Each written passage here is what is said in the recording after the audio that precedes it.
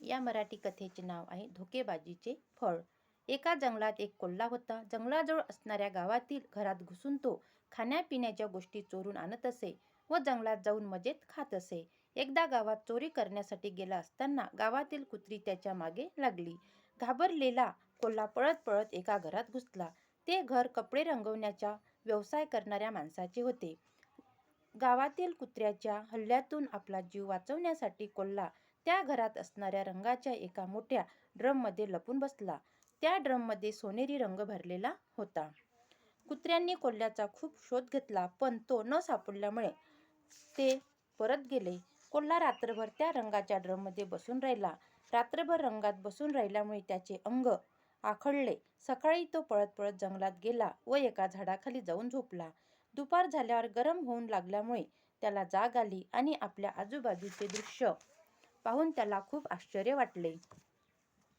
जंगलातील सगळे प्राणी त्याच्या भोवती गोळा झाले होते व त्याच्याकडे आश्चर्याने बघत होते. काय घडत आहे हे न कळल्यामुळे कोल्ह्याने एकदा स्वतःकडे निरखून पाहिले. तेव्हा आपले शरीर सोन्याप्रमाणे चकाकत असल्याचे पाहून तो थक्क झाला. तितक्यात सिंह म्हणाला, महाराज, आपण कोण आहात? जंगलातल्या आम्हा सर्वांना वाटत आहे की आपण कोणी देवदूत आहात.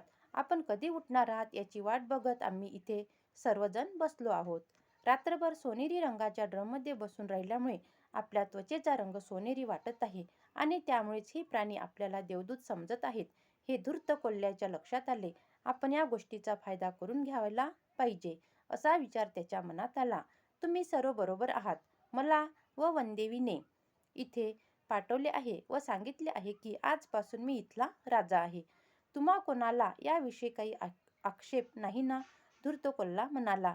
वनदेवीचा आदेश कोण अमान्य करणार? सगळे प्राणी म्हणाले, नाही नाही, आमचा काहीच आक्षेप नाही.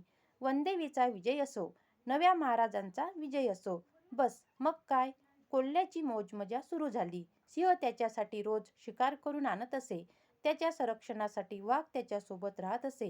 हत्ती त्याला जंगलाची सफर घडवून आणत असे. इतर सगळे प्राणी देखील आपापल्या पद्धतीने त्याची सेवा करत असत. पण असे म्हणतात ना की धोकेबाजी जास्त दिवस चालत नाही, कधी ना कधी उघडकीस येतेच. ही गोष्ट मात्र लक्षात ठेवायला पाहिजे. कितीही कोणाला धोका दिला, एक दिवस पापाचा हंडा भरतो. त्याप्रमाणे सगळ्या गोष्टी माहीत होतातच. थोड्याच दिवसांनी पावसाला सुरुवात झाली. पहिल्या पावसात जंगलातले सगळे प्राणी आनंदाने नाचू लागले. हे पाहून कोल्ह्यालाही राहावले नाही. आपल्या शरीराला रंग लागला आहे हे तो विसरला व पावसात जाऊन नाचू लागला. पावसात भिजताना त्याच्या शरीराला लागलेला सोनेरी रंग धुतला गेला, म्हणजे त्याच्या अंगावरचा रंग उडून गेला. जंगलातल्या सगळ्या प्राण्यांना ते दृश्य बघून कोल्ह्याचा धूर्तपणा व धोकेबाजी लक्षात आली. जंगलातील सगळ्या प्राण्यांना धोका देऊन कोल्हा राजा झाल्याचे लक्षात येताच सिंहाला त्याचा खूप राग आला व त्याने एकाच तडाख्यात कोल्ह्याला मारून टाकले. धोकेबाजी करणाऱ्या माणसाला कोल्ह्याप्रमाणेच फळ मिळते हे गोष्ट मात्र निश्चित. धोका जर दिला, कोणाचं वाईट सोचलं किंवा कोणाला धोका दिला, एक ना एक दिवस त्याला तो परिणाम भोगावा लागतो. महात्म्याची ओळख. सुदर्शन नगरामध्ये एक धर्मात्मा राहत होता. अंध अपंगांची, दीनदुबळ्यांची सेवा करणे हाच धर्म असे तो समजत होता. देवीच्या कृपेने त्याच्याकडे संपत्तीची सुद्धा कमतरता नव्हती. गरीब लोकांना तो निस्वार्थपणे मदत करायचा. सगळीकडे त्याच्या दातृत्वाची चर्चा असे.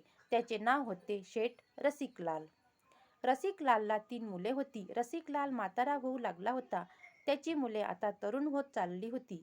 रसिकलालला वाटायचे की आपण जो हा दानधर्म करतोय हा असाच पिढ्यानपिढ्या चालायला पाहिजे. पण तो हे ठरवू शकेना की त्याच्याकडे असलेली संपत्ती नेमकी कोणाला द्यावी. त्याला भीती वाटत होती की जर ही संपत्ती माझ्या मुलांना दिली आणि त्यांनी ती वाईट कामात उडवली तर त्यांची धर्मसेवा अर्धीच राहील. अस्वस्थता आणि चिंतेमुळे रसिकलालची तब्येत बिघडू लागली. एक दिवस त्याने तिन्ही मुलांना आपल्याजवळ बोलावून घेतले आणि म्हणाला, बेटा रामानुज, तू सगळ्यात मोठा आहेस. मी तर म्हातारा होत चाललोय. मला वाटते की सगळी संपत्ती तुमच्या तिघांमध्ये समान वाटून द्यावी. मी तुला दक्षिणापुरीचे घर आणि तिन्ही कपड्यांची दुकाने देतो. तू ती व्यवस्थित सांभाळ. नंतर तो मधल्या मुलाला म्हणाला, मी तुला उत्तर दक्षिण दिशेतील कोठी आणि 3 दुकाने देतो. अपेक्षा अशी आहे की तू तुझ्या परिवाराचे पालनपोषण व्यवस्थित करू शकशील. आता तिसऱ्या मुलाचा क्रमांक आला. रसिकलाल म्हणाला, मी तुला सर्व पूर्व दिशेतील कोटी देतो व 3 दुकाने देतो. तू मला परिवारासोबत आनंदी ठेव. आता जिंच्यामध्ये मी राहतोय ती कोटी, सोन्याचे मंदिर आणि दानधर्मातील वाटा मी तुमच्यापैकी कोणाला तरी एकालाच देणार आहे. त्या संपत्तीबद्दल तिन्ही मुले सावध होती. त्यामुळे तिघांनाही वाटत होते की संपत्ती आपल्याला मिळावी. तिघही जण त्या संपत्तीवर टपून होते. रसिकलाल म्हणाला, मला माहिती आहे की तुम्ही या पुण्याच्या कामासाठी तिघेही तयार असाल. पुण्याचं काम होतं दानधर्म कर्म करणे, त्यासाठी तुम्ही तिघेही तयार असाल. पण मी हे धन कोणाला तरी एकालाच देणार आहे. यासाठी तुम्हाला एक परीक्षा उत्तीर्ण करावी लागेल. कोणती परीक्षा बाबा? तिघांनी एकत्र विचारले. एकाच स्वरामध्ये त्यांचा तिघांचा पण आवाज आला. तुम्ही तिघे जाऊन एका महात्मा पुरुषाला शोधून आणा, जो देवाबद्दल खरी श्रद्धा बाळगतो. जो मुलगा अशा महात्मा पुरुषाला 7 दिवसाच्या आतमध्ये शोधून घेऊन येईल, त्याला मी सगळी संपत्ती देऊन निवृत्त होईल, म्हणजे मी मोकळा होईल. वडिलांच्या आज्ञेनुसार तिन्ही मुले महात्म्याला शोधण्यासाठी निघून गेले. तिन्ही पण मुले महात्म्याची ओळख करायसाठी निघून गेले. 7 दिवसानंतर तिघेही परत आले. सुरुवातीला मोठा मुलगा आला आणि म्हणाला, बाबा, मी जंगलामध्ये एकाला पाहिले की जो देवाला शोधत होता. ते महात्मा आहेत. दररोज नियमित देवाची उपासना करतात. गरिबांना अन्न देतात. त्यांनी त्यांच्या नावाने धर्मशाळा सुद्धा उघडली आहे. वर्ष समाप्तीला गरीब मुलींचे लग्न लावून देतात. त्याच्या धर्मकार्याची चर्चा सर्वदूर पसरली आहे. ठीक आहे. मधला मुलगा म्हणाला, बाबा, मी सुद्धा जंगलामध्ये एक महात्मा पाहिला. त्याचा स्वतःचा आश्रम आहे. त्यांनी कधी